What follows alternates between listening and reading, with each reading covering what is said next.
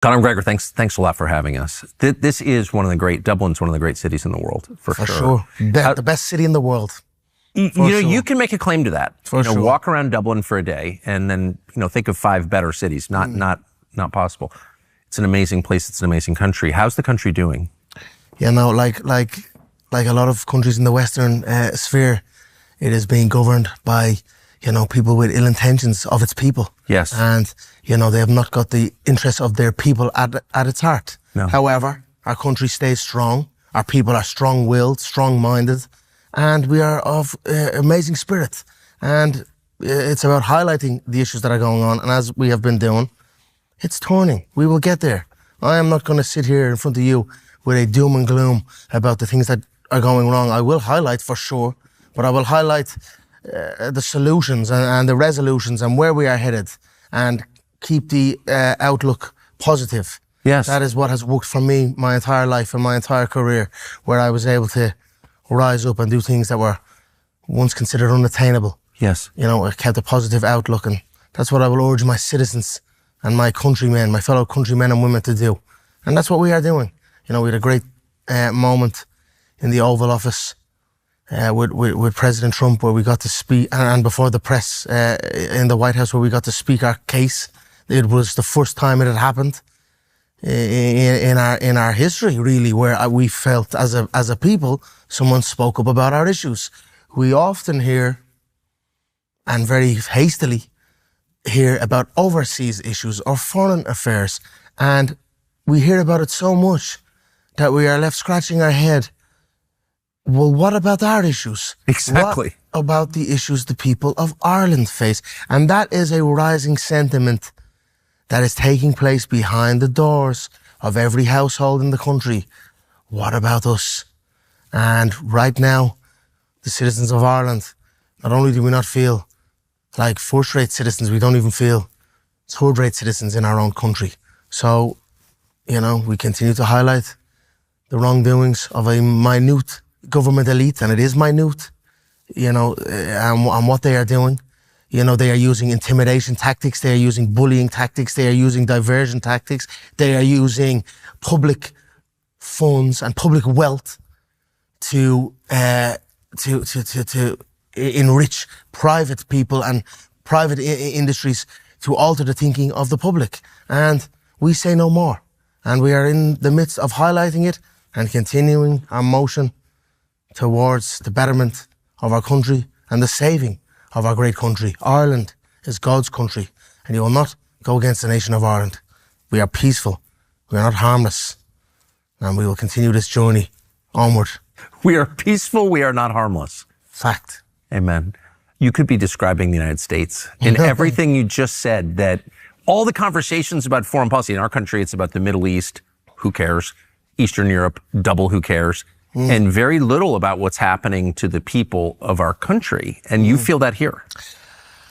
That is, I feel it's even magnified more here. I feel in this administration currently in the United States, it seems an America first stance. Yes. And it's a very welcome sight for us over here. We wish that for us, Ireland first, but I feel, and as many of my countrymen and women feel, there is almost like an incentive to speak your piece on foreign issues.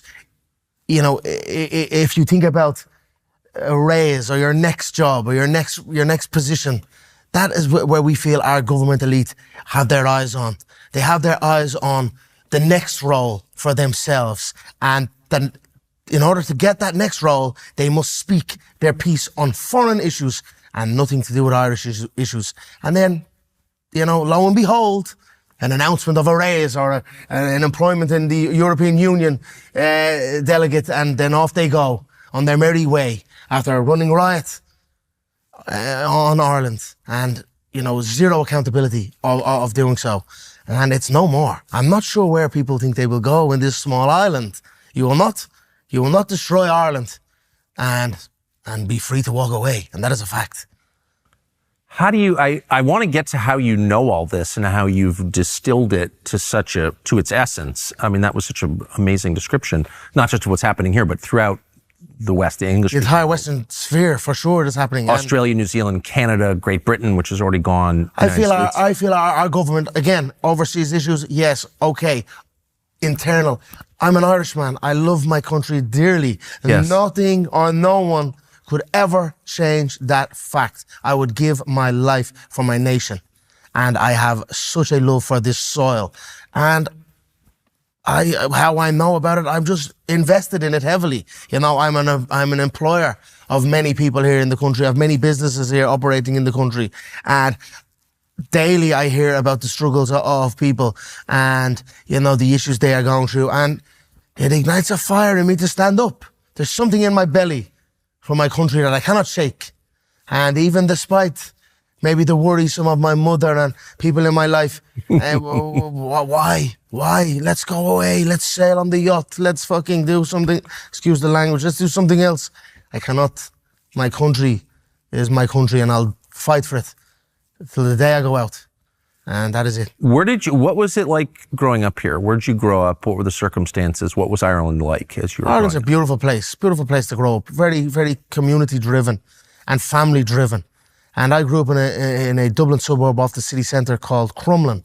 Dublin 12 is the district. It's why I named my whiskey proper number 12 after my district. It's where my public house is that we will go after in Dublin 12, the Black Forgian.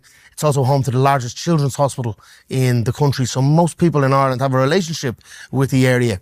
It's a rough and tough area also. And was it growing up rough? For sure it was. You know, we moved out when I was about 17 years of age, and that kind of got me a little break from it, if you will. But I was 17 years of age. I had already made my friends. I was like an alien in the new place. So I always made my way back down. My boxing club was down there. My football club was down there. All my friends were down there. So although I moved out at 17, I never really moved out, you know, so. But Ireland's a great place, full of great people. And but it wasn't a rich neighborhood you grew up in? No, it was not, no, for sure not. So you're 17, how far did you get in school? I went all the way to my leaving cert. I was the only one in my family to do it, so I hold that. At what age did you leave, 18?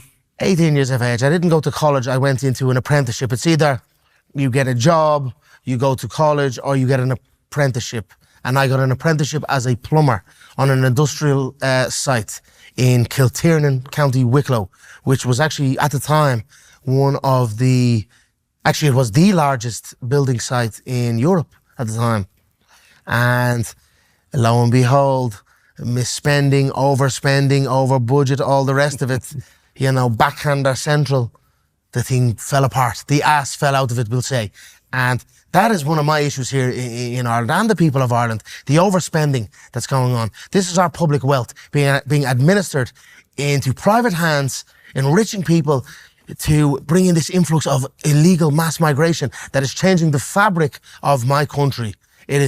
Ireland is very close to losing its Irishness, and we will not let that happen, you know, and that's it. We must continue to raise our voice and speak our piece.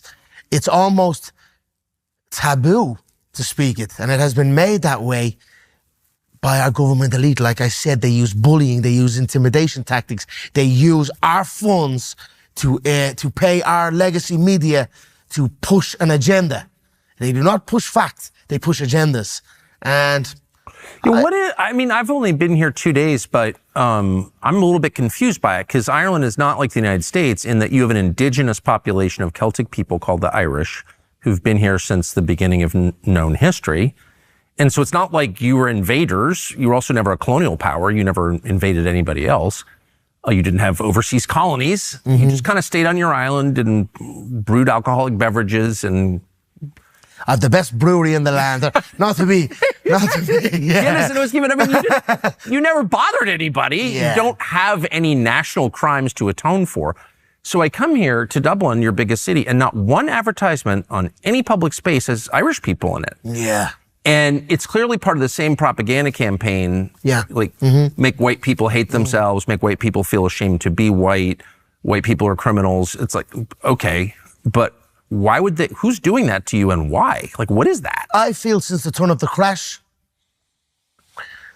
our government elite have been accosted into full-time globalist traitors of Ireland. And they take their orders from above. And it is not even them. They are being ordered, and the orders are coming down onto the people, and the people have no say. We need amendments to the Constitution. We need to remove this tight grip that the political elite have over the public. And that is it. And that is our goal here eventually. I operated my businesses and my entire life on fairness. That is it. What is fair? What is correct? Our government elite do the absolute opposite. And it has to change. It has got to change. Our culture is being erased.